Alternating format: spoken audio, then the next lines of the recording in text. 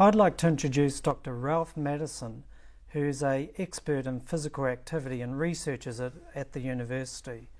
Ralph, we've already discussed smoking. The other factor which has something to do with why people get sick as they age is physical activity. What is the benefits of doing physical activity for our bodies? Physical activity has many benefits, Hugh. It's very cardioprotective. So what it means by that is that it's very useful, helps strengthen the heart, it helps reduce blood pressure, helps reduce the cholesterol and helps with the good cholesterol in the body. It also helps with reduce the risk of stroke. And it's very useful for also things like increasing muscle strength and bone density, which is good so people don't get broken bones and that sort of thing. How much exercise do I have to do to get that benefit? The recommendations for physical activity internationally say that people should do about 30 minutes a day, most days of the week. But unfortunately, we know that most people, most adults, do not achieve those basic recommendations. And furthermore is that most people don't do, or half of adults don't do leisure time physical activity at all. So those 30 minutes, is that high intensity exercise like running, or can I just do in the gardening for half an hour a day? Would that be enough? Certainly the recommendations suggest that people should do moderate levels of activity. And there are activities that make you puff a little bit, so when you go for a walk and you're breathing a little bit harder than you normally would. Also maybe make your heart rise a little bit, but you probably don't feel that. But often if you're puffing a little bit and you feel a little bit warmer or a little bit sweaty, then that's a good level of activity to achieve. So if I want to do exercise and I haven't done much before and I'm interested in getting a bit healthier, how can I get motivated to do that? I think getting motivated to be active is it's a simple thing, but it's also very difficult for people to achieve. And I think the most important thing to start getting active is to start small. Set yourself little goals, for example, that you might want to lose maybe 1 or 2 kilograms.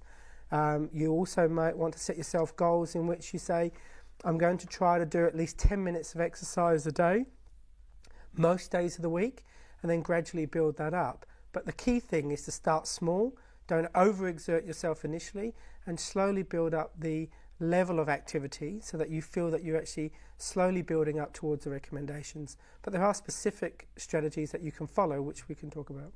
So shall I join a gym, or can I do all of this at home? You can join a gym. You may also do a lot of this at home. But certainly for people to stick at physical activity, it's really important that they do what's most comfortable for them. It's also, activity is supposed to be enjoyable. I mean, more often than not, we have these images of people struggling and sweating and puffing and panting, but that's not necessary. The main thing is to integrate activity into your life so that you feel that it's part of what you do on a daily basis.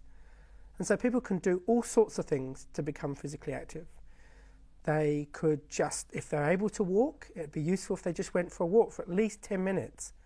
They might take their dog for a walk.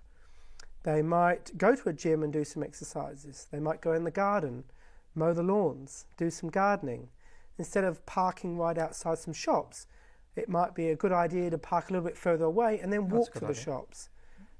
Climbing the stairs instead of taking the lift. There's all sorts of things that people can do to add more activity into their day, because at the moment, most of the time, our lifestyles make us more sedentary. We sit in front of the television, sit in front of the computer. Often our jobs don't require manual labour, so we actually don't produce a lot of energy. So it's really important that we substitute that lack of energy by adding things into our lives that make us more active. Another example might be to take up a hobby. Do something you've never done before or haven't done for a while that you've enjoyed. Dancing. Fabulous thing to do with a couple or by yourself, meet new people. 10-pin bowling, hiking. There's all sorts of things that you can do to enjoy activities. You just got to think a little bit outside of the square to do that. What if I've had a stroke and I'm a little bit disabled? It's more difficult for me to do physical activity. What advice have you got for me? I think for people that have had a stroke, and there is some level of disability, I think the initial perception is that I can't be active anymore. And I think that's the wrong perception. I think it's although it may require a little bit more effort to be active, there are a lot of things that you can still do. For example, if you're in a wheelchair and you can't physically walk, then there are lots of upper body activities that you can do. That might be, using arm ergometers, doing aerobic type activities in which you can lift your arms, etc. If I haven't had physical activity as part of my life for a while now, how would you recommend that I go about it? I think that's a really good question. Starting physical activity or beginning to start activity is actually a difficult thing initially. And I think some of the things that you can do, the first thing you can do is begin to schedule it into your life. So that what that means is that instead of trying to fit it in around your already busy schedule, is try to prioritize it and then build your life around it. So if you like to get up in the morning and you find it easy to get up in the morning, then maybe do your exercise first thing in the morning as you get up before breakfast. Or if it's lunchtime, maybe do something at lunchtime that you don't normally do. But try to fit your life in around activity rather than activity in around your life. The second thing is to start establishing some goals.